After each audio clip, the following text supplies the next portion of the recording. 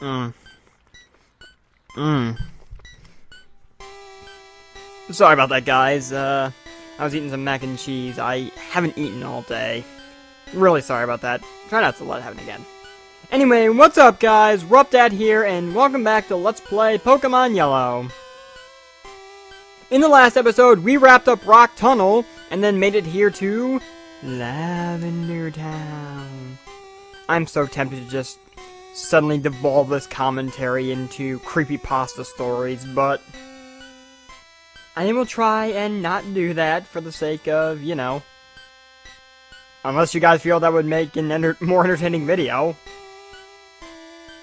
Anyway, in this episode, we are going to make a brief little trip into Pokemon Tower over here to take care of a few things. Out of curiosity, little girl, what do you say if I say I do believe in ghosts? What do you say?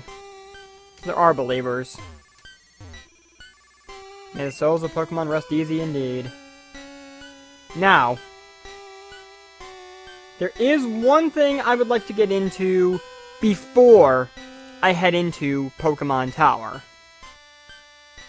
As you recall, last episode, I said this would be the episode where I reveal the nickname for my Charmeleon. Wartortle is getting an extension because it hasn't been in my party as long, so that's out of the sake of fairness. But as for Charmeleon, it is time. Alright. Oh, right in front of the party. Duh. It's a decent nickname. It's not even a nickname. Yes, let's give it a nicer name, shall we? And Charmeleon's nickname is officially going to be Ishmael. This was suggested by Sherlock Cupid back around episode 10-ish, the only nickname submission I got. Maybe it wasn't the brightest idea for me to try this, but I was trying to get my fans involved. Can't blame me for trying, right? Just judging by how he worded it, I'm going to assume he meant, the Ishmael that's from the Moby Dick story, the narrator, you know, the beginning of line of the story. Call me Ishmael.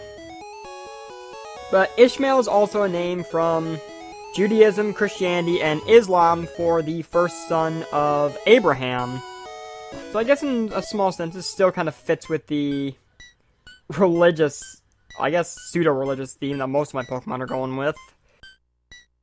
Regardless, let me look at my team quick, see what all I got.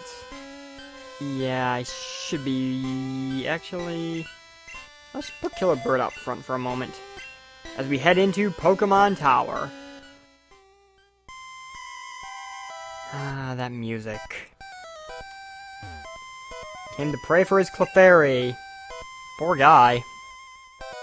I feel your pain, dude.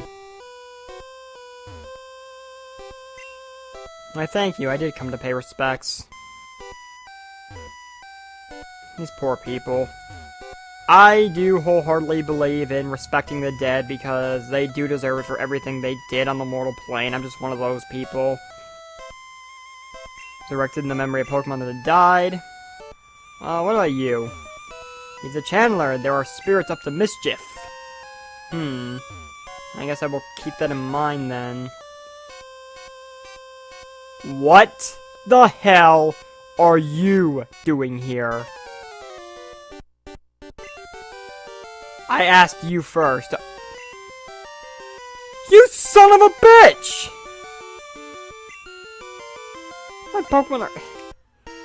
Look, just because you're in a graveyard does not mean you can make that joke. It was a very poor taste joke as well. So, the rival battle here. This is the rival battle where... Well, this is the battle where your rival's team is going to start taking shape towards the end of the game. I should also point out that his Eevee randomly evolves into one of its 3 evolutions that existed as of Gen 1. It got more evolutions later on, obviously.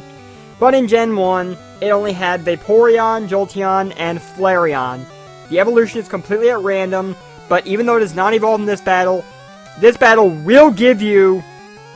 It's basically the dead giveaway for what his Eevee's gonna evolve into. So anyway, he's leading off here with Fearow, level 25. Yes, his Spearow has finally evolved, which is quite nasty. It comes with the moves Mirror Move, Growl, Leer, and Fury Attack, so it's not entirely dangerous, but Mirror Move can be a pain in the ass because essentially, Mirror Move takes whatever move you threw at the Fearow last, and it will redirect it right back at you. So if you use a move that's super effective against yourself, you may want to be careful. Hey, critical hit. How about that? In Red and Blue, this would be his Pidgeotto, level 25, with Gust, Sand Attack, Quick Attack, and Whirlwind, about what my Killer Bird has, as it takes out the Fearow. Thank God it lived. Alright, now, depending on what... Hey, Killer Bird's level 25.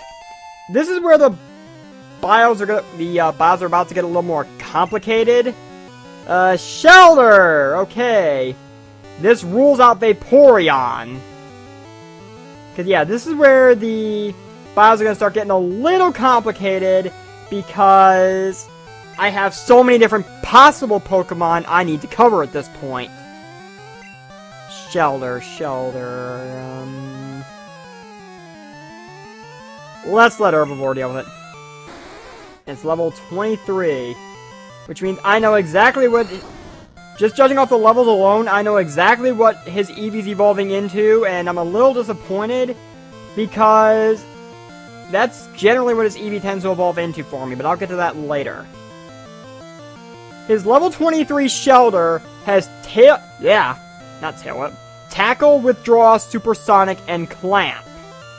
There's a level 22 Shelter that has the same exact moves that he can also potentially have. I will cover the other Pokemon when he sends the next one out. This is also where his final team is going to begin to form in Red and Blue. His Water type in Red and Blue he can potentially have, if he did not choose Squirtle as his starter, is a Gyarados with Leer, Dragon Rage, Bite, and Hydro Pump. It will be at level 22 or 23 in this battle, depending on whether he chose Charmander or Bulbasaur to start, respectively. And this Shelter is about to be sliced in half by a Vine Whip. No! Great. Confusion. It lived. Damn it. No, don't start this, Herbivore. Come on. Stop hitting yourself. Stop hitting yourself. Stop hitting yourself! Damn it. I don't know why I hope that would work. Are you kidding me? Herbivore, for the love... Thank you! I'm gonna say, for the love of God, are you seriously gonna let a Shelter beat you because you kept hitting yourself? Anyway, his next Pokemon is gonna be Vulpix. Let's bring out our newly named Ishmael. Vulpix can be either level 23 or 22 depending on his team, but it has the same moves: Ember, Tail Whip, Quick Attack, and Roar. The other potential Pokemon he can have that he's not going to have on this team is a Magnemite, which again will be level 23 or 22 depending on the team. It'll only know Tackle and Sonic Boom. So since he doesn't have an electric type on this team, I think you can guess which of the three evolutions that exist in Gen 1 his Eevee is going to evolve into. Roar. The Fire type he can potentially have in Red and Blue if he didn't choose Charmander will be Growlithe, again, level 22 or 23, depending on the team. It'll come armed with Bite, Roar, and Ember. Ironically enough, Growlithe is only, Growlithe is Red only. Vulpix is Blue only amongst those two games, so... And Ishmael gets through with his first battle nicknamed with Flying Colors. Way to go, Captain. Alright, Sandshrew. Let's give Wartortle a few licks in here. Sandshrew is level 20, one of the constants of his team, like the Fearow. Scratch, Sand Attack, and Slash, so it hasn't really changed that much. It's going down just the same. I guess I should also go ahead and point out the other potential Pokemon he can have in Red and Blue. This is going to be so much shuffling as he goes to his Eevee here. And I'm going to call upon Raijin. The other potential Pokemon he can have, if he chose Bulbasaur to start with, is Execute, again, level 22 or 23. It only knows Barrage and Hypnosis, so it's not too dangerous. He also has a Kadabra level 20 with Teleport, Confusion, and Disable in Red and Blue. So a little tricky. Of course, now we are on his starter. His Eevee will be level 25, so will his starter in Red and Blue. You can see their moves along the side. His Eevee has Quick Attack, Tail Whip, Sand Attack, and Growl, so again, no real changes. Well, except for the addition of Quick Attack over Tackle! I need to pay more attention to the screen, good god.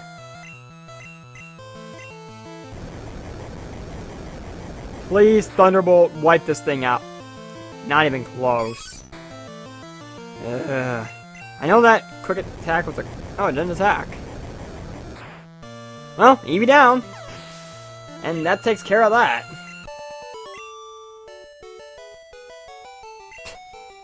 I'm a stinker. Really? That's the best you can come up with? It's called a Cubone. Can't find the grown-up Marowak yet. He sounds so damn heartless! You know, I'm glad I kicked your ass. Seriously! What the hell? Have you ever seen anyone so disrespectful to the dead?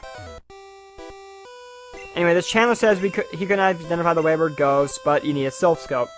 Just showing this off. If you happen to head up here, without said Silph Scope, which you won't be getting until later, a ghost appeared, but it can't be ID'd. Now, if you try to attack it, your Pokemon will be too scared to move, and the ghost will just be like, get out, get out. You can't catch them, you can't do anything to them, you just have to run. So, just wanted to show that off in case you were curious as to what happens there. I still can't believe how insensitive that son of a bitch was. Really, who dishonors the dead like that? I should have sicked Samedi on him, I really should have.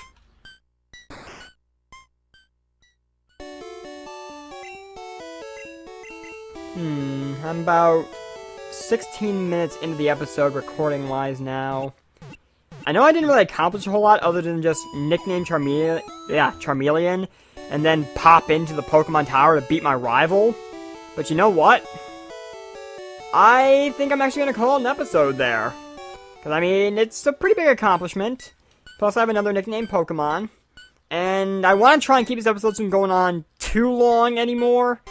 Unless it's necessary. Just, you know, for the sake of viewability. Try and make it easier on myself. So thank you guys for watching. I've been RuppDat. In the same exact position I started this episode in. And next time on Lost My Pokemon Yellow, we are going to head out this way and start heading towards, hopefully, our next gym badge. I will see you guys then. Take care.